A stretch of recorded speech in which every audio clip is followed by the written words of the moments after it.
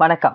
Numerology 1, 10, 19, 28 இந்த தேதிகள்ல பிறந்தவங்களா இருந்தாலும், தேதி, மாதம், வருடம் கூட்டி வரும் விதி எண் 1 வந்தாலும் இது பொருந்தும்ங்க. 1 சூரியன். முதன்மையான கிரகம். எதிலும் முதன்மை. பெஸ்ட்டா இருப்பாங்க, ஸ்ட்ரெய்ட் ஃபார்வர்டா இருப்பாங்க, கொஞ்சம் டாமினேட்டா கூட இருப்பாங்க. அடக்கி ஆளும் திறன் கொண்டவங்க.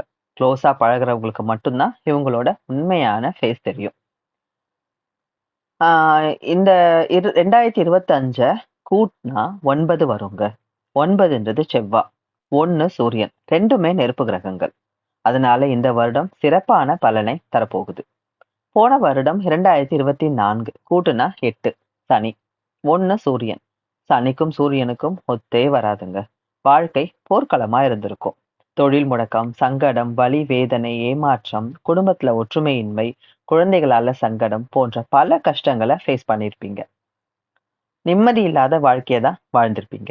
2025 உங்களுக்கு சிறந்த ஆண்டா இருக்க போகுது. செவ்வாய், சூரியன் நெருப்பு கிரகமா இருப்பதால, யூனிஃபார்ம் சர்வீஸ்ல இருக்கிறவங்களுக்கு நல்ல முன்னேற்றம், இடமாற்றம் ஏற்படும். மத்தவங்களுக்கு பதவி உயர்வு, படிக்கிற குழந்தைகளுக்கு சிறப்பான காலங்க. முயற்சி வெற்றி தரும். ஆஃப்டர் மார்ச் ரொம்பவே நல்லா இருக்கு. கனரக வாகனம் ஓட்டுறவங்க, வச்சிருக்கிறவங்களுக்கும் இது ஒரு பொற்காலமா இருக்க போகுது. இந்த பதிவு உங்களுக்கு பிடிச்சிருக்கும்னு நினைக்கிறேன். பிடிச்சிருந்ததுன்னா லைக் பண்ணுங்க. அப்படியே ஷேர் பண்ண மறந்துடாதீங்க. Thank you.